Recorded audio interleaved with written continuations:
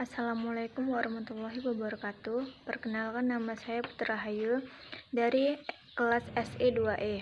Di sini saya akan menjelaskan tentang pengertian sistem bus, yaitu bus adalah jalur komunikasi yang dibagi pemakai suatu set kabel tunggal yang digunakan untuk menghubungkan berbagai subsistem.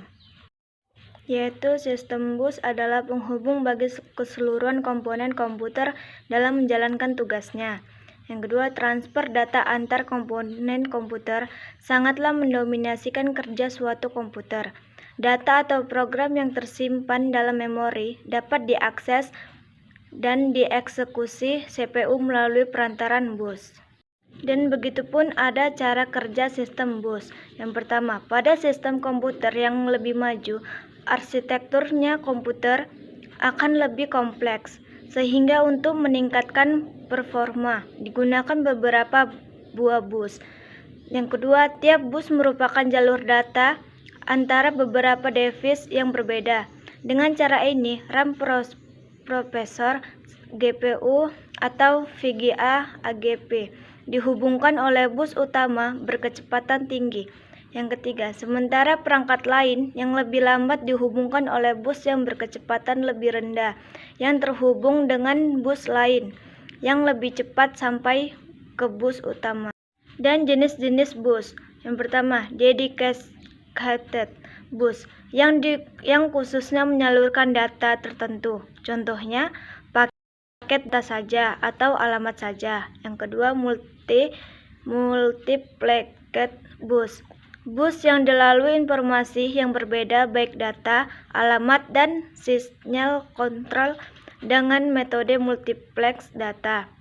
Kekurangannya adalah dari multiplexed bus adalah hanya memerlukan saluran sedikit sehingga menghemat tempat, tapi kecepatan transfer data.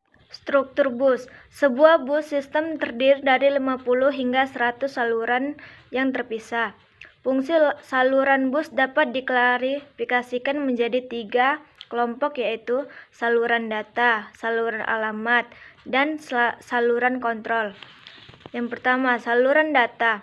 Saluran data memberikan lintasan bagi perpindahan data antara dua modul sistem. Saluran ini secara kolektif disebut bus data.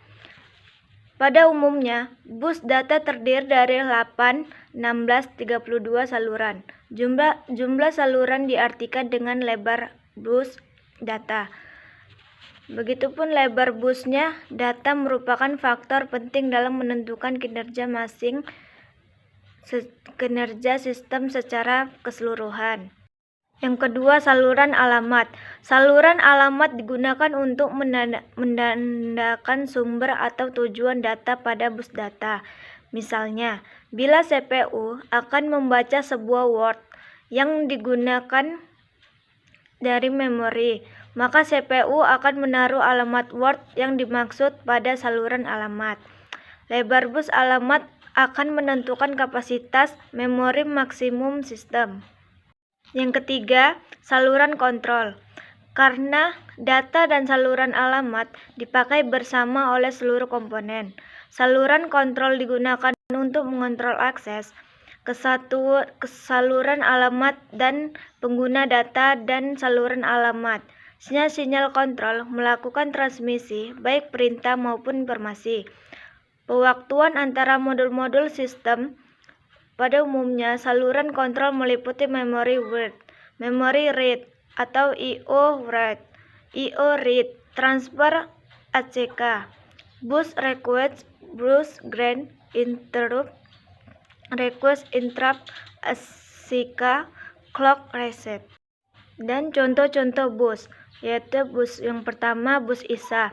Industri komputer personal lainnya memperson perkembangan ini dengan mengadopsi standarnya sendiri.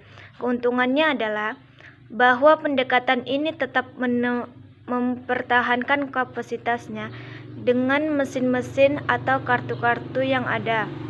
Yang kedua, bus PCI, Peripheral Component Interconnect atau PCI adalah bus yang tidak tergantung prosesor dan berfungsi sebagai bus mezzanine atau bus perihal.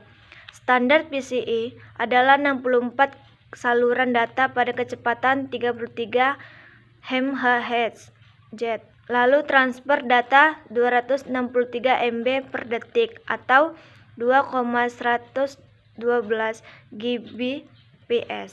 Yaitu yang ketiga, bus USB. Semua perangkat perihal tidak efektif apabila dipasang pada bus kecepatan tinggi PCI, sedangkan banyak peralatan yang memiliki kecepatan rendah seperti keyboard, mouse, dan printer. Yang keempat, bus SCSI, Small Computer System Interface atau SCSI adalah perangkat perihal eksternal yang dipopulerkan oleh Macintosh pada tahun 1984.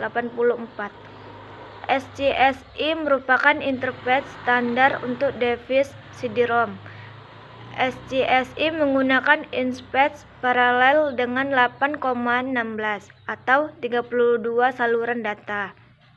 Bus P1394 atau freeware. Freeware memiliki kelebihan dibandingkan dengan interface atau I/O lainnya, yaitu sangat cepat, murah, dan mudah untuk diimplementasikan.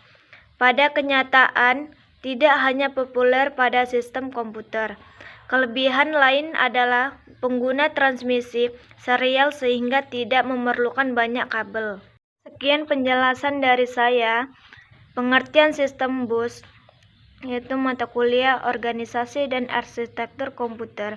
Bila saya ada salah kata, mohon maaf. Wassalamualaikum warahmatullahi wabarakatuh.